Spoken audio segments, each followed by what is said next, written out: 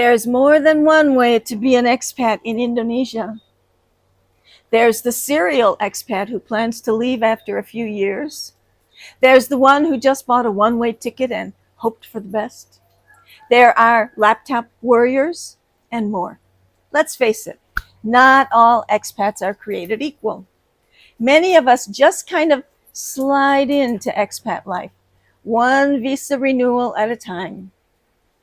I'm Kate, and I've been living in Indonesia for over 40 years. And let me tell you, when it comes to expats, I've seen all the types. Yes, in my time here, I've met the dreamers, the digital nomads, the reluctant relocators, and more. You might see yourself in one or several of these types, or maybe you're still figuring out your expat identity. Either way, I thought it would be fun and maybe even helpful to walk through the different kinds of expats I've encountered right here in Indonesia. And who knows, maybe this will help you decide which kind of expat you are or want to be. First is the escape artist. You know this one. Maybe you are this one. This is the person who looked around their life back home and thought, nope, I'm out of here. The escape artist is ready to give up the rat race, the commute, the stress, the endless bills, and possibly their in-laws. They're not necessarily running towards something. They're just running away from whatever made life back home unbearable. They usually land in a beach town or a laid-back rural area and breathe a giant sigh of relief. These expats often talk about freedom, and honestly, they've probably earned it, but eventually they look for more meaning and turn into a different kind of expat. So they might open a tiny cafe or write that novel they've been thinking about for 20 years, or they volunteer at local charities. I probably started out as this type of expat, the escape expat, but I changed into one of the other types. Can you guess which type I became?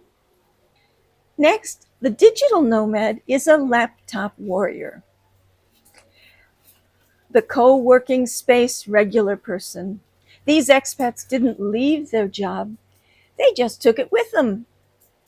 You'll spot them sipping iced lattes while tapping away on a laptop, headphones on, probably managing social media for some startup company. They're always chasing Wi-Fi and Instagrammable moments. Have you tried this life? It looks great from the outside, but it can be lonely.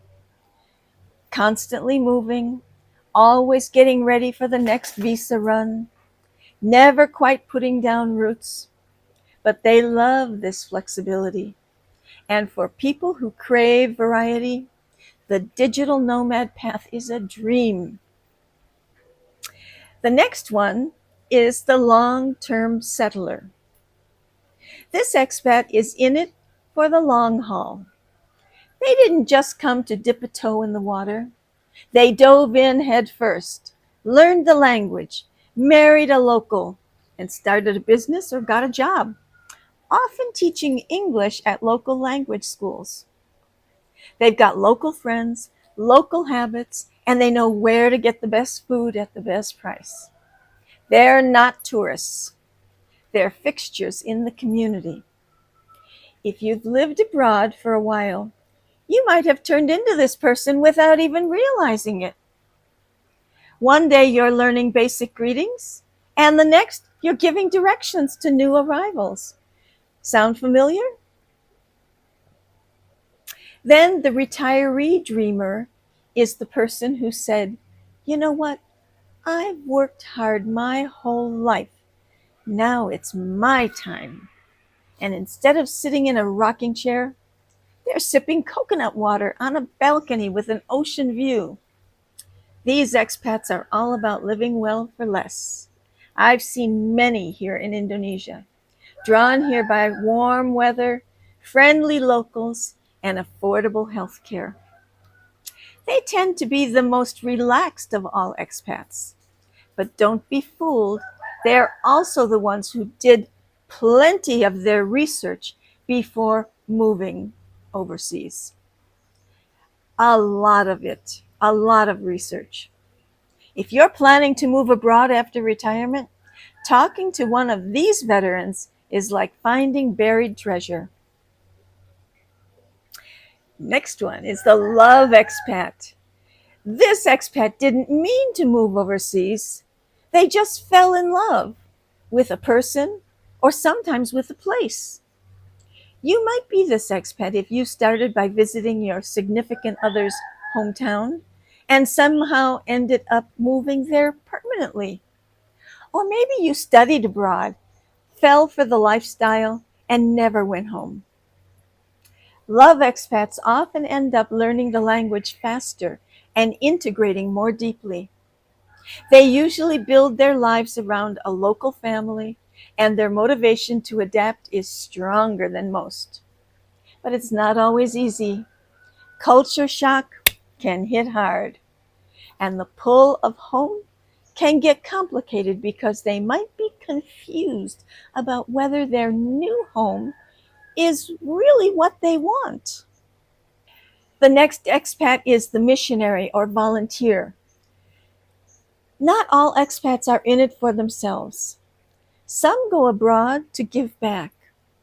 These are the aid workers, volunteers, and missionaries who move overseas to serve a cause that they care deeply about. They often live simply and immerse themselves into the culture. They may be in distant areas far from tourist zones, working in challenging environments. If you've ever wondered what it would feel like to really make a difference, this expat path might speak to you. But be warned, the emotional toll can be high. Still, many find it the most meaningful type of expat life there is.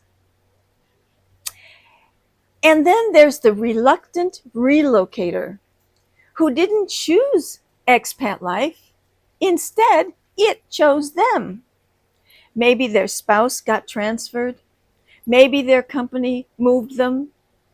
Or maybe global circumstances made staying home impossible. They can be a little grumpy at first, and understandably so. It takes time to warm up to an experience that you didn't plan for, but give them time. Many reluctant relocators become enthusiastic advocates for their new home. It just takes a little while to make peace with the unexpected.